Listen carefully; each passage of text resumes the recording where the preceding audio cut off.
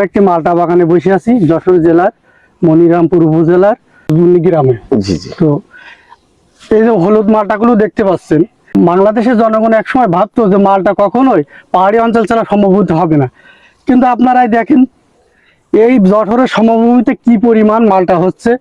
আর আমরা যে মালটা চাষি করিম ভাই, সমস্ত বাংলাদেশে যিনি ভাইরাল, সেই ভাইয়ের সাথে আমরা কথা বলবো।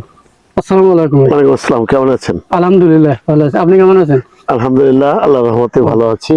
এই যে আপনার গাছে প্রচুর পরিমাণে হলুদ মালটা ঝুলছে, আপনার অনুভূতি কেমন? না, অবশ্য ভালো লাগছে। আর যখন আপনাদের মতো মানুষ আসে তখন তো ভালোবাসাটা, ভালো লাগাটা আরো বাড়ে। কি জাতের মালটা এটা? এটা অবশ্য বাড়িয়ান মালটা, বাড়িয়ান। সঠিক জাতের বাড়িয়ান মালটা। আমি আগেও বলেছি। এই দেখেন, একটু একটু একটু লম্বাকৃতির সাইজ হবে, সামান্য, এবং গায়েটা কিছুটা একটু স্ট্রাইপ মতো দাগ হবে, পিছনে পয়সা আঁচড় দেওয়ার মতো। যে এইটা যাদের আছে তাদেরটা বাড়িয়ান মালটা। আর এর বাইরে যাদের আছে শুধুমাত্র পয়সা চিহ্ন, অথচ এই চিহ্নগুলো নাই, তাদেরটা বাড়িয়ান মালটা না। আরেকটা দেখা যায় যে বাড়িয়ানের ভেতরে গা তেলা। গাতেলা। হ্যাঁ, তো এটা অনেকেই বলছে বাড়িওয়ান, কিন্তু এখন বাড়িওয়ানের মেন চিহ্ন হচ্ছে পয়সা।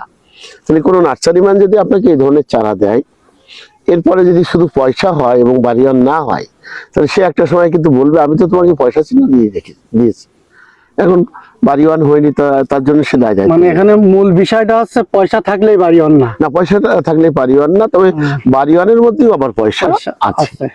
আমি বলেছি তো, সেটা লম্বা দাগ হতে হবে, অনেকটা হাঁসের ডিমের মতো টাইপের ফল হতে হবে, অবশ্য বেশি বেশি জুস থাকবে, অত্যন্ত বেশি সুগার। এসবগুলো মানে একটা এই যে শীতকাল আসলে রস থাকে না, এগুলো তো সব রস আছে। না, 100% রস আছে। আমরা কাটলে সেটা বুঝতে পারবো। আর এটা এখন আর এটা নিয়ে ডাউট নেই কারণ যে রস থাকে না। তো সবচেয়ে মজার ব্যাপার হচ্ছে এই জাতটা অত্যন্ত রোগ প্রতিরোধ ক্ষমতা সম্পন্ন। দেখেন গাছটা খুবই জব্দ। আপনি দেখবেন যে এই ধরনের বাড়িওয়ান সঠিক গাছ হলে অবশ্য আপনার খুবই জব্দ হতে হবে, জব্দ হবে, শক্ত ডাল।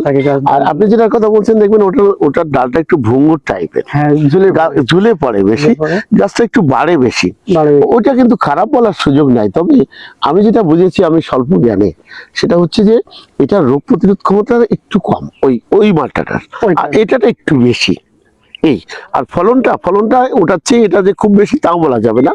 আমি শুধুমাত্র বেশি পেয়েছি এটা সুগারটা, লংজিভিটি, মানে ফলের সেলফ লাইফ, আর হচ্ছে আপনার গাছেরও বেশি রোগ প্রতিরোধ ক্ষমতা বেশি। জি জি। আরেকটা বিষয় যে রস থাকে না অন্যান্য বাগানে, আপনার বাগানে এখনো রস আছে, এই রহস্যটা কি? না, রহস্যটা আমরা নিয়মিত সেচ দিই। আর অ্যাকচুয়ালি এই জাত